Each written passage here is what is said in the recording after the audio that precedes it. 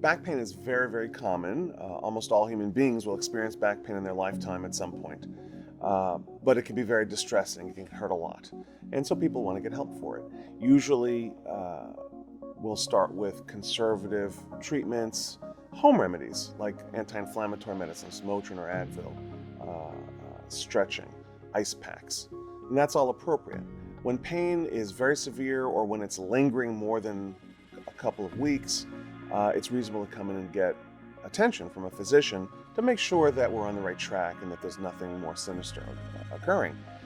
That's where I come in as a physician, a spine specialist. I take a very careful history and physical exam. Sometimes we'll get imaging studies when appropriate, and we get a good sense as to whether this is simply a muscular problem that needs non-invasive treatment or something else that can be helped with minimally invasive care or even open surgeries in some instances. Many times back pain turns out to be due to muscular deconditioning, imbalance, ligament tightness, and that can be really well addressed with physical therapy. Over 90% of people with back pain from muscular deconditioning get better in the first 3 to 6 weeks. If they can't get better on their own in the first week or two, physical therapy can be very helpful. Supportive measures like Tylenol, Motrin, other medications are reasonable as well for short periods of time. Nowadays, we try to limit how much narcotics or opiate medicines people take, although that can be appropriate sometimes in selected cases. Some folks may be at risk for developing spinal fractures, in particular people who have osteoporosis or who are at risk of having osteoporosis, postmenopausal women, people with strong family histories of osteoporosis, vitamin D deficiency, other cases, patients may have osteoporosis, and if they have a severe onset of back pain, even from a minimal force to the back, sitting down hard, or a small stumble, can develop fractures, vertebral fractures. We diagnose that on x-rays, and sometimes we'll get advanced imaging like an MRI or a CAT scan or some other type of scan in order to see if there's a vertebral fracture that might be inflamed, causing the patient's back pain. In that instance, in addition to standard pain medicines, we'll sometimes prescribe back bracing. Certain medicines like calcitonin can help reduce back pain from fractures when started early. Certain types of injections, steroid injections, may be helpful.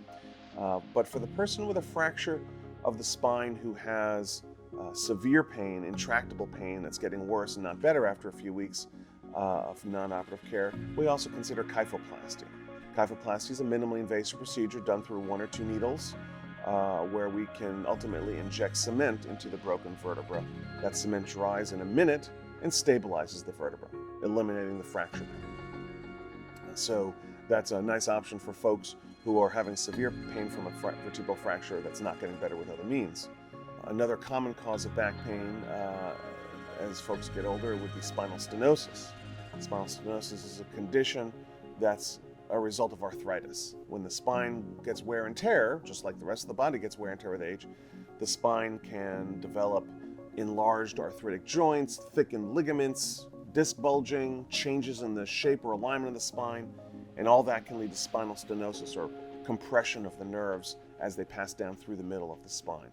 Spinal stenosis causes back pain, but it also causes pain that can radiate down the legs, worse with standing and walking, typically better with sitting or leaning forwards. Folks with spinal stenosis tend to develop that stooped over posture that we kind of associate with old age. It's not necessarily going to happen to everybody who gets older, but spinal stenosis is so common that folks can develop that flex forward posture. Long term, though, if the pain is persisting, a surgery may be necessary to take pressure off the nerves. That surgery would typically be a laminectomy. That surgery involves removing bone and ligament off the back of the spine. Let me show you on a model here. So here we have a model of the entire spine. I don't know how much of it you're able to see in the image here, but this is sort of a side view.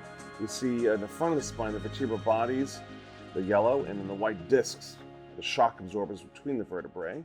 And in the back of the spine, this is also part of the vertebrae. The spinous processes are the parts of the bone sticking out. The lamina is the wall of bone behind the nerves.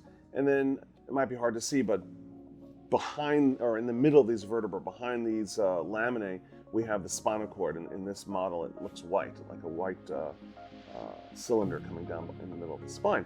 So a laminectomy involves cutting away the back part of the spine. Remember, we have the front of the spine with the vertebral bodies and discs, but in the back of the spine we have this lamina and spinous process, and we can remove these parts without destabilizing the spine. As long as we maintain the discs and vertebral bodies in the front of the spine, as long as we maintain the facet joints, we can remove these lamina in the back of the spine with a surgery to take pressure off the nerves and let the nerves re-expand.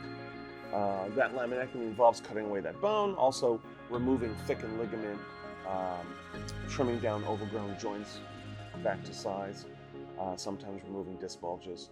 So that's a surgery involving opening up the spine, but it once and for all takes care of spinal stenosis.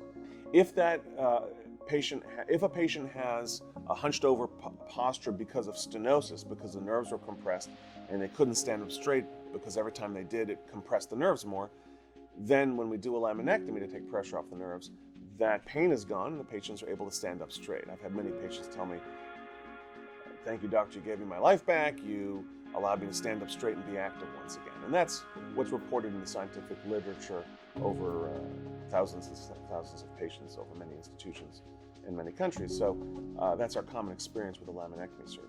A patient with back pain should first try home remedies, over-the-counter pain medicines, ice packs, heat packs, Tylenol. But if pain is persisting more than a couple of weeks, is really interfering with your lifestyle, coming in to get an evaluation and discuss treatment options makes a whole lot of sense. We can oftentimes explore non-operative treatment options, minimally invasive treatment options. And for the patient who has severe long-standing pain that's not responding to other care, we can really reverse that and give a person their life back.